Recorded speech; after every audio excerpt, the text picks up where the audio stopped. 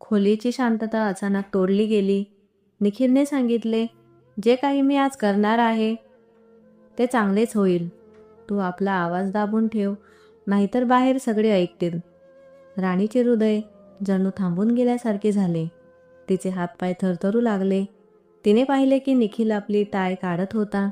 घाबरून तिने विचारले, आपण या टायने माझे हात बांधणार नाही ना? त्याने काही उत्तर दिले नाही. त्याने आपली पॅन्टची बेल्ट सैल केली. राणीच्या डोळ्यातून अश्रू झरले. थरथरत्या आवाजात तिने सांगितले, प्लीज मला मारू नका. निखिलने तिला बघितले आणि म्हणाला, तुला काय वाटतं, मी तुला हानी पोहोचवणार आहे का? राणी भीतीने गप्प बसली आणि आपले हात मळू लागली. त्यावेळी निखिल तिच्या जवळ गेला आणि कडक आवाजात सांगितले, बाजूची बाही वर कर. राणी घाबरून मागे वळली आणि डोकं